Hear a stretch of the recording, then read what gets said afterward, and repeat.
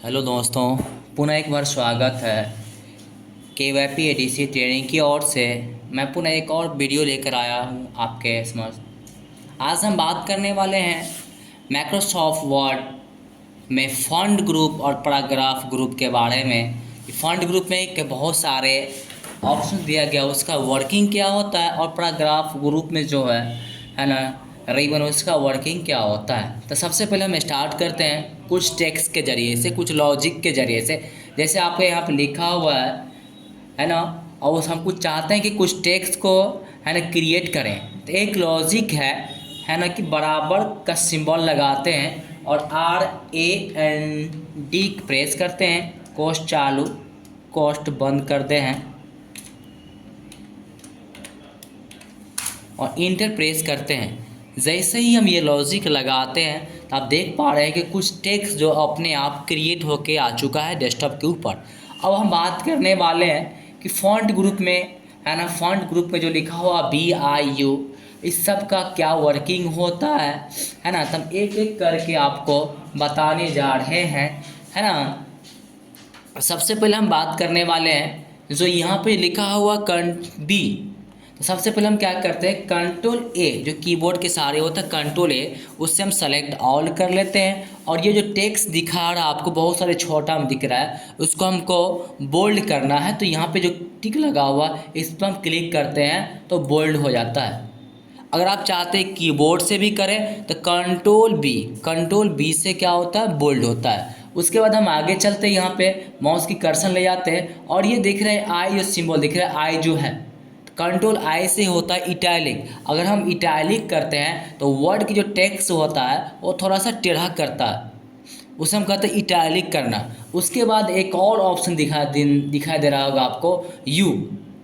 कभी कल हम देखते हैं कि वर्ड के नीचे लाइनिंग लगा रहता है, वर्ड के नीचे लाइनिंग लगा रहता है, उसे हम कहते हैं अंडरलाइन, उसे हम कहते हैं अंडरलाइन। जैसे मान लीजिए इतना ही वर्ड के अंदर हमको अंडरलाइन लगाना है, थोड़ा सा साइज को हम बड़ा कर लेते हैं, ठीक है, आपको साफ साफ दिखाई दे। और हम अंडरलाइनिंग लगाना चाहते हैं तो यहाँ पर क्लिक करते हैं तो अंडरलाइनिंग देख पा रहे होंगे कि अंडरलाइनिंग लग चुका है, साफ साफ दिखाई दे रहा होगा कि अंडरलाइनिंग यहाँ पे लग चुका है। अगर हम चाहते हैं कि पूरे का पूरे टेक्स्ट के अंदर अंडरलाइनिंग लगाएं तो हम फिर क्या करेंगे, Ctrl A प्रेस करते हैं, सेलेक्ट ऑल कर लेते हैं। उसके बाद Ctrl U करेंगे, या तो आप यहाँ पे माउस के कर्सर ले जाएंगे और यहाँ पे क्लिक कर देंगे। यहाँ पे क्लिक कर देते हैं तो देख पाएंगे कि ऑल टेक्स्ट के अंदर अंडरलाइनिंग लग चुका है।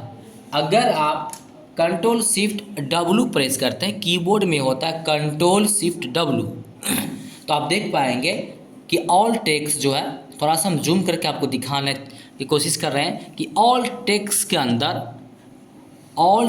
अंदर अंडरलाइनिंग लगा हुआ है। ये होता है वर्ड अंडरलाइनिंग।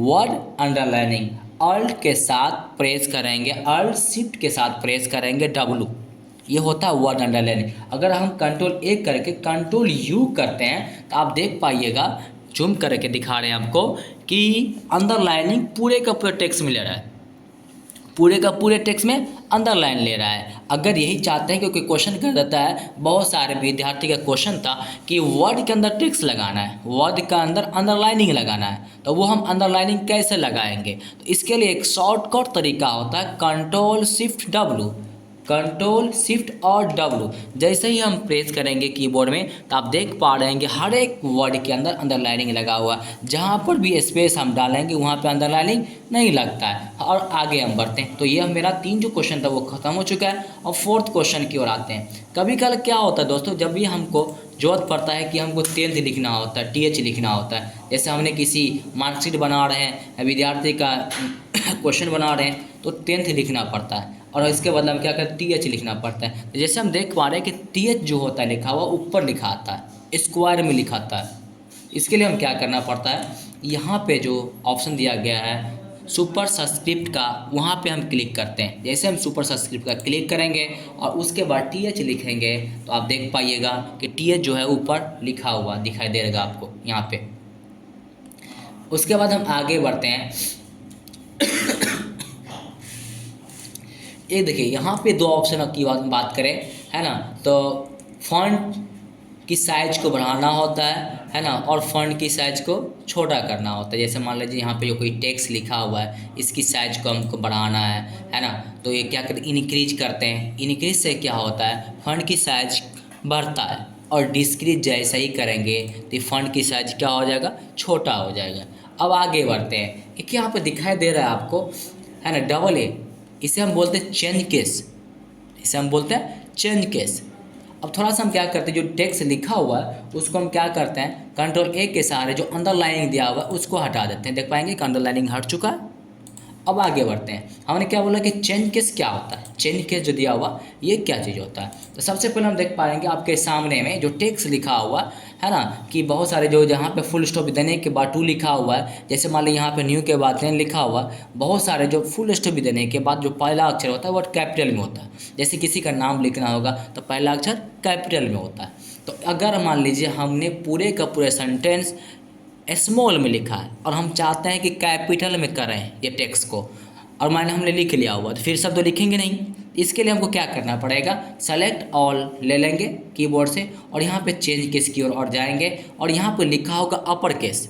थोड़ा हम जूम करके दिखाएंगे, है ना, कि लिखा हुआ कि अपर केस, है ना, लो केस, सेंटेंस केस, है ना, तो बहुत सारे केस दिया हुआ है। तो हर एक केस का हम अभी जानकारी आपको दे रहे हैं। जैसे अपर केस हुआ, अपर केस में जैसे हम क्लिक करते हैं तो आपके सामने में देख पाइएगा कि ऑल टेक्स्ट, ऑल सेंटेंस पूरे कैपिटल हो चुका है। अगर यही चीज़ आपको कोई, अब मान लीजिए कि अगर आपने स्मॉल में लिखा और कोई आपसे बोल देगा जो टेक्स्ट जिस प्रकार से होता है, जैसे कि मान लीजिए फुल स्टॉप भी देने के बाद पहला अक्षर बड़ा होगा, बाकी छोटा स्मॉल में होगा, तो अगर उस प्रकार से करना चाहते हैं, सेंटेंस केस उसको बोलते हैं। अगर सेंटेंस केस में ये टेक्स्ट को कन्वर्ट करना चाहते हैं तो हम क्या करेंगे, यहाँ पे चेंज केस की ओर आते हैं, और यहाँ पे देखिए सेंटेंस केस लिखा हुआ है। थोड़ा सा हम जूम करके दिखा रहे हैं, सेंटेंस केस दिखाई दे रहा होगा। इस पर हम क्लिक जैसे ही करते हैं तो आप देख पाइएगा कि पूरे का पूरे, है ना, ऑल टेक्स्ट, है ना, सेंटेंस केस में कन्वर्ट हो चुका है ना। फिर एक और दिखाते हैं, इसी के अंदर एक और केस है, लोअर केस। जैसे ही लोअर केस करते हैं तो आप भी देख पाइएगा कि पूरे का पूरा टेक्स्ट कन्वर्ट हो चुका है लोअर केस के अंदर। अब आते हैं फिर से, देखिए एक बार हम फिर से एक बार चाहते हैं कि और केस करें, अपर केस करें, अपर केस करते हैं तो देख पाएंगे कि ऑल का ऑल टेक्स्ट जो है एंड अपर केस के अंदर कन्वर्ट हो चुका है। अब आते हैं दो केस और आगे, यहाँ पे टॉगल केस की बात करें। टॉगल केस पे जैसे हम क्लिक करते हैं, है ना, चलिए कुछ प्रॉब्लम हो रहा है, चलिए सेंटेंस के पे क्लिक करते हैं, देख पाएंगे कि सेंटेंस केस की क्या कहते हैं उसमें कन्वर्ट हो चुका है वीडियो। पहला वर्ड बड़ा, बाकी छोटा। अब आते हैं टॉगल केस के अंदर करते हैं। टॉगल केस में क्या होता है, फर्स्ट जो सबसे क्या कहते हैं टेक्स्ट जो होता है वो छोटा होगा, बाकी बड़ा होगा। फर्स्ट टेक्स्ट देख पाए रहेंगे यहाँ पे वाई हो चुका है छोटा, है ना, और बाकी क्या हो चुका है बड़ा। जैसे यहाँ पे टी लिखा हुआ, टू लिखा हुआ, तो पहला टेक्स्ट छोटा, बाकी बड़ा। अब आगे बढ़ते हैं, अब दो चीज़ और आगे, यहाँ पे लिखा हुआ टेक्स्ट हाईलाइट कलर, और यहाँ पे लिखा हुआ फॉन्ट कलर। तो दो टेक्स्ट के बारे में हम जानकारी लेते हैं अभी। चलिए अब आते, जैसे मान लीजिए हमको यहाँ से लेके यहाँ तक सेलेक्ट कर लेते हैं, और टेक्स्ट हाईलाइट आप कभी पढ़े होंगे, जब मैथ साइंस या कॉमर्स रखे होंगे तो देख पाइएगा कि एक पेंसिल होता है, जब आप फेयर करते हैं तो एक पेंसिल होता है ना, उससे आप क्या करते हैं, कोई भी पॉइंट जो अच्छा पॉइंट है तो उस पर क्या करते हैं, पेंसिल से घांसते हैं तो उसकी बैकग्राउंड की कलर हाईलाइट होता है। इसी प्रकार से इसका भी बैकग्राउंड के कलर हाईलाइट करना होता है। तो टेक्स्ट यहाँ पे लिखा टेक्स्ट हाईलाइट कलर, यहाँ पे क्लिक करेंगे और टेक्स्ट हाईलाइट करेंगे। आप भी कॉपी में कभी ना कभी इस प्रकार से क्या ही होगा, है ना, जहाँ पर भी आपको इंपॉर्टेंट क्वेश्चन होता है वहाँ पे हम क्या करते हैं, सेलेक्ट कर लेते हैं और टेक्स्ट की हाईलाइट कलर देते हैं। येलो कलर में आपके पास एक पेंसिल होता है, उससे हम कर लेते हैं। और आते हैं एक और क्वेश्चन की ओर। अब यहाँ पे है ना कि फॉन्ट कलर, जैसे मान लीजिए जो टेक्स्ट लिखा हुआ ब्लैक में लिखा हुआ, हम चाहते हैं कि रेड में करें कुछ टेक्स्ट को। जैसे इतना टेक्स्ट लिखा हुआ, इस टेक्स्ट को हम रेड में करना चाहते हैं, तो यहाँ पर टेक्स्ट कलर पे क्लिक करेंगे और ये यहाँ पे रेड हो गया। और ये है रेड कलर, और ये डार्क रेड उसको बोलते हैं। ये रेड कलर और ये डार्क रेड है। ये डार्क रेड करते हैं, इस प्रकार से आप देख पाएंगे कि कलर टेक्स्ट रेड कलर में कन्वर्ट हो चुका है। अब आगे बढ़ते हैं पैराग्राफ ग्रुप की ओर, है ना, पैराग्राफ की गोरों की ओर आगे बढ़ते हैं। सबसे पहले टेक्स्ट होता है, हम क्या करते हैं, आपके सामने में डिलीट कर देते हैं। अब हम चाहते हैं कि कुछ टेक्स्ट हम ऐड करें, कुछ भी हमने ऐड किया, टेक्स्ट लिखा, है ना। अब इस जो टेक्स्ट लिखा हुआ है ना, अब ये टेक्स्ट को चाहते हैं कि राइट की ओर कन्वर्ट कर दें, पूरे टेक्स्ट को राइट की ओर कन्वर्ट कर देखिए यहाँ पे लिखा हुआ राइट है ना, यहाँ पे राइट पे क्लिक करेंगे तो टेक्स्ट देख पाएंगे ऑटोमेटिक राइट पे चला गया। अब हाँ से राइट से हमको लिख रहे हैं, राइट से हम लिख रहे हैं, अब चाहते हैं कि टेक्स्ट हम लेफ्ट सेंटर से लिखें तो यहाँ पे देख रहे हैं माउस की कर्सर ये सेंटर है, इस पर क्लिक करेंगे जो भी टेक्स्ट आप लिखना चाहेंगे वो क्या होगा सेंटर से लिखा आएगा। अगर उसके बाद आप चाहते हैं कि लेफ्ट से लिखें तो यहाँ पर क्लिक करेंगे और हर एक टेक्स्ट क्या हो पाएगा आपको लेफ्ट से दिखाई दे रहा है, लिख रहे हैं। अब ये 3 जगह हमने टेक्स्ट लिखा, आप चाहते हैं कि पूरे टेक्स्ट को कन्वर्ट करके लेफ्ट में रख लें, पूरे टेक्स्ट को कन्वर्ट करके लेफ्ट में रख लें। इसके लिए Ctrl+A करेंगे और यहाँ पे लिखा होगा जस्टिफाई, यहाँ पे क्लिक करेंगे तो जस्टिफाई हो जाएगा, तो पूरे का पूरा टेक्स्ट लेफ्ट की ओर आ जाएगा। इसका शॉर्टकट भी होता है, जैसे मान लें कंट्रोल के साथ R प्रेस करेंगे तो टेक्स्ट को राइट की ओर ले जाएगा, कंट्रोल के साथ E प्रेस करेंगे तो टेक्स्ट को सेंटर में ले जाएगा, कंट्रोल के साथ L प्रेस करेंगे तो टेक्स्ट को लेफ्ट की ओर ले जाएगा। अब आते हैं एक और स्टेप बता के, यहाँ पे लाइन स्पेसिंग बता के हम यहीं पे बात को स्टॉप करेंगे क्योंकि वीडियो लंबा हो चुका है और आगे की जानकारी हम नेक्स्ट वीडियो में ज़रूर देंगे। ये पैराग्राफ को ग्रुप का पूरा वीडियो हम स्टेप बाय स्टेप पूरे ढंग से बताएंगे आपको कि आपको वर्ड में कभी भी कहीं पर भी दिक्कत का सामना ना करना पड़े। चलिए हम आते हैं पैराग्राफ जो ग्रुप है इसमें लाइन स्पेसिंग के बारे में बताते हैं। जैसे आप देख पा रहे हैं यहाँ पे है ना कि जो टेक्स्ट लिखा गया है उसके बीच की जो दूरी है काफ़ी ज़्यादा है, ये हम बोलते हैं लाइन स्पेसिंग। ये सब जो देख रहे हैं यहाँ पे वो बता रहा है कि लाइन स्पेसिंग आपका काफ़ी ज़्यादा है, छोटा करने के लिए कम करने के लिए। तो यहाँ पे एक लाइन स्पेसिंग वाले टैब बॉक्स दिया हुआ, इस पर क्लिक करेंगे और यहाँ से 1.0 कर देंगे। देख पाएंगे कि कुछ थोड़ा सा कम हुआ है लेकिन उतना नहीं हुआ है। इसके लिए फिर क्या करेंगे, लाइन स्पेसिंग वाले ऑप्शन पे क्लिक करेंगे और यहाँ पे लिखा हुआ लाइन स्पेसिंग ऑप्शन, इस पर क्लिक करेंगे। उसके बाद यहाँ पे देखेंगे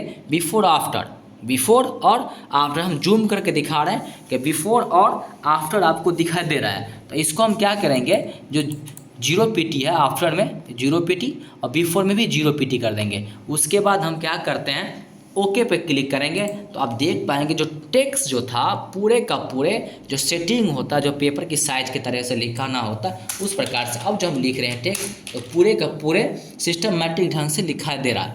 ठीक है, तो आज के लिए इतना ही वीडियो। ठीक है, हम फिर मिलते हैं नेक्स्ट वीडियो की ओर